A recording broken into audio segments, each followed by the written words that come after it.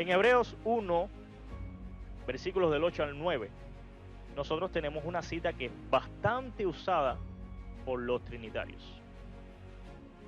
Vamos a leer la cita que dice: mas al Hijo dice, tu trono, oh Dios, Elohim, eterno y para siempre, vara de justicia, la vara de tu reino. Has amado la justicia y aborrecido la maldad, por lo cual te ungió Dios Elohim, el Dios Elohim tuyo, con óleo de alegría, más que a tus compañeros. El autor de Hebreos estaba citando Salmos 45 del 6 al 7. Y por eso es que nosotros podemos afirmar que aquí cuando se usa la palabra Dios es Elohim, porque en Salmos, cuando usted revisa en la concordancia Strong, aquí dice que es Elohim. Los trinitarios dicen que aquí se refiere a este primer Elohim que aparece, tu trono, oh Elohim, es Jesucristo, el Hijo de Dios, o la segunda persona de la Trinidad, o de la deidad, o de la divinidad, como dicen algunos. Así que este Elohim, en primer lugar, vamos a reconocer lo siguiente. Ellos dicen que Elohim es un término plural. Pero si nosotros vemos que aquí ellos dicen a la vez que Elohim se está refiriendo a un solo ser, en este caso Jesucristo, o el segundo de la Trinidad, ¿cómo podemos decir que este Elohim es una pluralidad cuando se refiere a un solo ser? Ese es el primer punto. El segundo punto es lo siguiente. ¿Por qué más abajo dice que hay un Elohim que unge a otro Elohim? Por lo cual te ungió Dios, el Dios tuyo. Aquí se está diciendo, según la explicación e interpretación trinitaria, que Elohim tiene un Elohim por encima de él. Es decir, hay un Dios que es el Dios de este Elohim. Hay un Elohim que es el Elohim de este Elohim. Quiero que ustedes se fijen en el énfasis que puse en la palabra justicia, porque Elohim está reflejado o casi siempre se usa en relación a la justicia o al juzgar. Por eso es que los jueces en el Antiguo Testamento se les llama Elohim, porque ellos tenían el deber, la autoridad y la responsabilidad de juzgar con justicia. Aquí se está refiriendo a que este Elohim iba a tener una vara de justicia en su reino y que él había amado la justicia. Así que miremos hacia arriba en esta diapositiva, donde yo puse que un Elohim es en tres Elohim. ¿Por qué puse un Elohim en tres Elohim? Y lo puse comparándolo con el ejemplo de un ejército en tres soldados. Porque siendo trinitario, o la doctrina trinitaria explica que Jesucristo se le llama Elohim, pero cuando aquí se refiere a Elohim, no es el Padre ni es el Espíritu Santo, sino que es la segunda persona de la Trinidad. Así que cada persona de la Trinidad se le puede llamar Elohim, según ellos, según los trinitarios. Sin embargo, no hay tres Elohim, según ellos. Pero cuando nosotros leemos el segundo versículo, dice aquí que hay un Elohim que está por encima de otro Elohim. Hay un Elohim que unge a un Elohim. Si nosotros contamos bien, estos dos Elohim no pueden ser el mismo Elohim. Y no se está hablando de persona, ni se está hablando de identidad en el sentido de que uno es el Padre y el otro es el Hijo. Aquí se está refiriendo claramente a la única palabra la única palabra que está aquí es Elohim. No es ni Padre, no es ni Hijo, ni es Espíritu Santo. Esa es otra de las artimañas que usan los trinitarios. Dicen que cuando usted lee la palabra Dios o Elohim, a veces usted tiene que interpretar si se está refiriendo al Padre o al Hijo o al Espíritu Santo, porque a cada uno se le llama Elohim.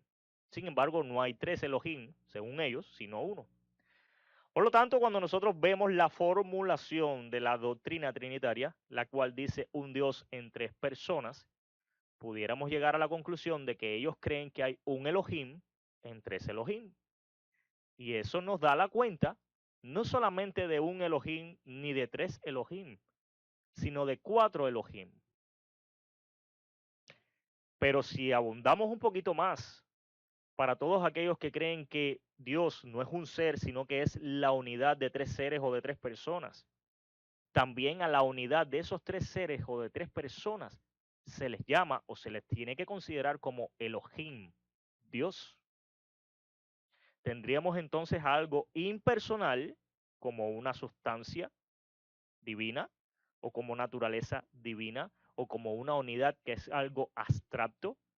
Tendríamos que considerar a esto como un Elohim, porque la Biblia habla y enfáticamente dice que solamente hay un Elohim.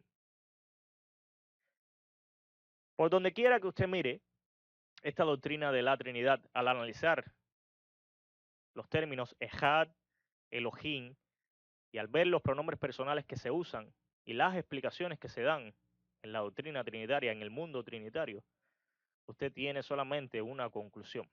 Puede llegar solamente a una conclusión. Y es que este es un Dios, el trinitario, fabricado, un ídolo, un Dios falso, fabricado por medio de filosofía, filosofías huecas, como dice la Biblia. Realmente debemos correr bien lejos de esta doctrina, porque estamos adorando a un ídolo. Y si somos parte de un grupo, o si creemos de un grupo que cree en la Trinidad, o si creemos nosotros mismos en la Trinidad, debemos empezar a cuestionarnos a nosotros si realmente estamos o no estamos en la verdad. Leamos el siguiente versículo, porque tenemos que explicar por qué es que en Salmos 45 y en Hebreos 1 se habla de un Elohim ungiendo a otro Elohim. La respuesta es sencilla, pero la respuesta cuando es sencilla es cuando usted no tiene los lentes trinitarios puestos. La respuesta solamente es sencilla cuando usted no usa los argumentos trinitarios, porque en los argumentos trinitarios Jesucristo es un Elohim y es el mismo Elohim que Dios el Padre, por ejemplo. Sería el mismo Elohim intrínsecamente, sería el mismo Elohim. No hay uno por encima del otro, no hay uno mayor que el otro, porque ambos o los tres tienen la misma autoridad, el mismo poder, son coeternos, son coiguales, ninguno depende del otro ni necesita del otro para ser un Elohim. Por lo tanto, debemos explicar a qué se refiere Salmos 45, que dicho sea de paso, es una narración de una de las bodas del rey Salomón, y al rey Salomón aquí se le refiere como un Elohim. ¿Cómo es posible que Salomón, siendo una persona singular, un solo ser, una sola entidad viva, se le pueda considerar Elohim cuando el mundo trinitario dice que Elohim es una pluralidad? Ese es el primer punto que debemos tener en cuenta.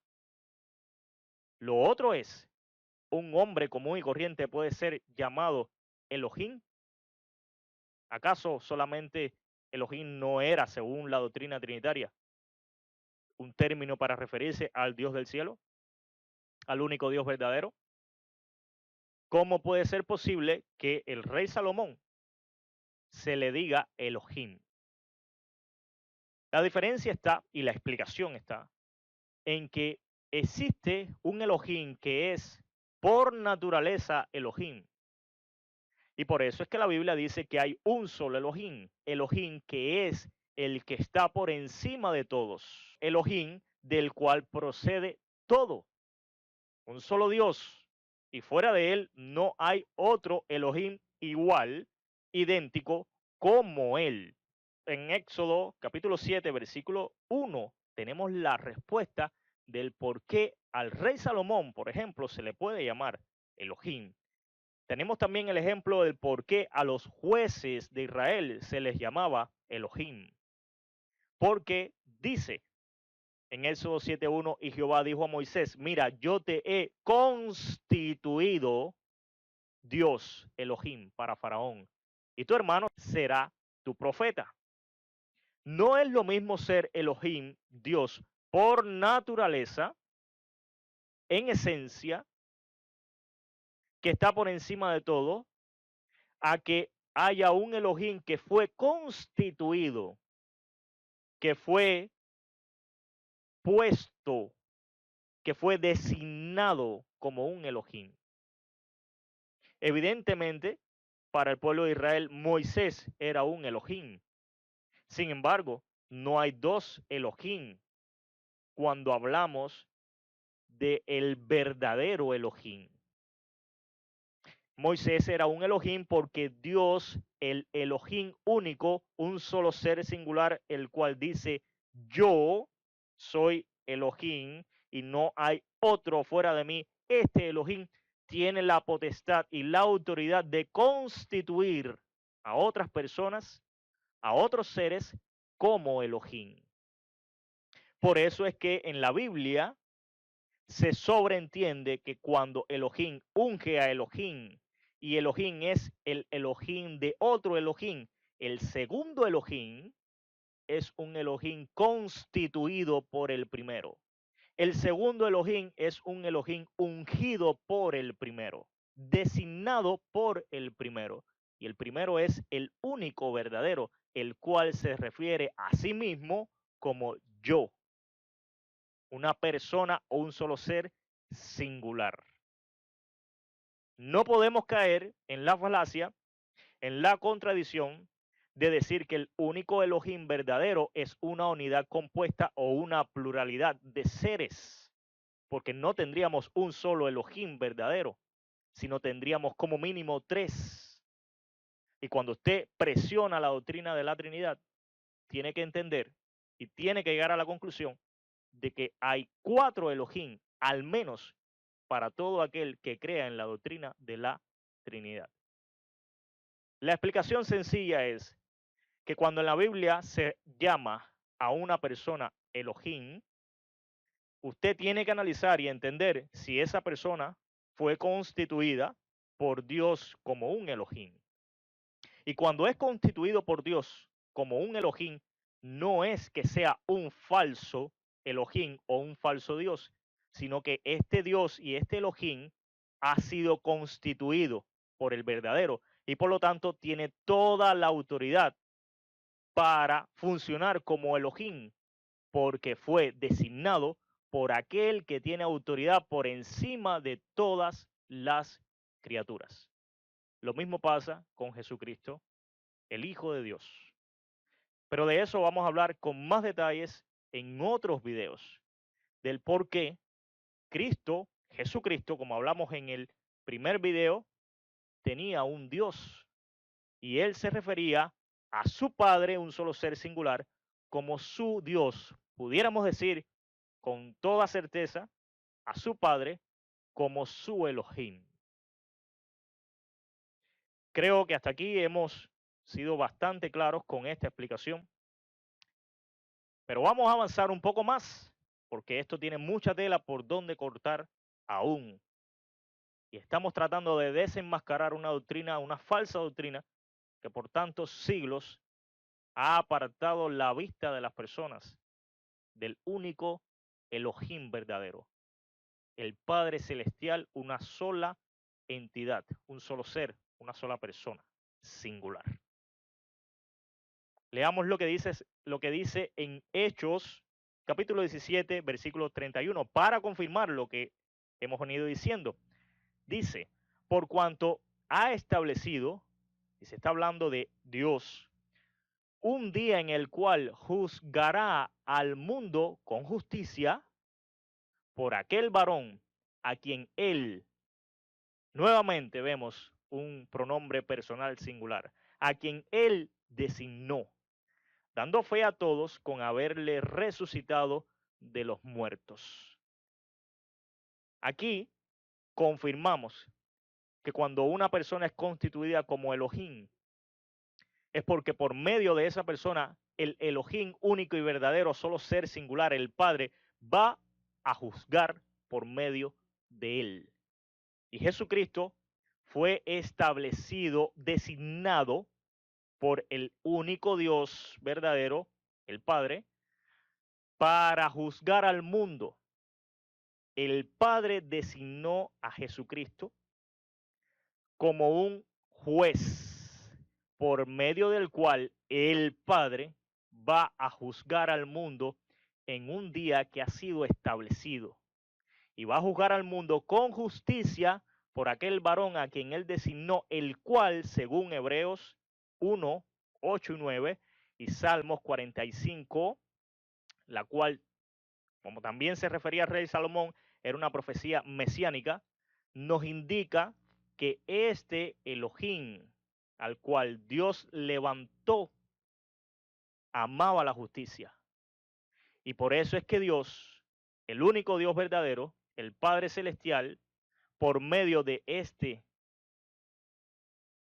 juez, de este Elohim, juzgará al mundo con justicia. Eso es lo que dice claramente el libro de Hechos, capítulo 17, versículo 31, confirmando lo que les he dicho. No es que hayan tres Elohim ni dos Elohim, hay un solo Elohim. La Biblia es bien clara con respecto a esto. Hay un solo Elohim el cual no es designado por nadie. Hay un solo Elohim el cual no es constituido por nadie. Sin embargo, en la Biblia vemos que hay otras personas, otros seres, los cuales este Elohim único designa, constituye. La doctrina de la Trinidad es una afrenta en contra del carácter y la identidad del único Dios verdadero. Porque lo remueve de su sola potestad y lo pone a la par con otras personas, con otros seres, y lo saca de ese lugar el cual debería siempre estar. El Padre es el ser del cual proceden todas las cosas. Él es la fuente de todo lo que existe. Él es el creador. Y al quitarlo a Él de su trono, de su lugar principal, de su primer lugar, levantamos un falso ídolo, un falso Dios fabricado. Por eso debemos arrepentirnos y buscar de todo corazón el perdón por nuestra idolatría por tanto tiempo al creer en esta doctrina de la Trinidad.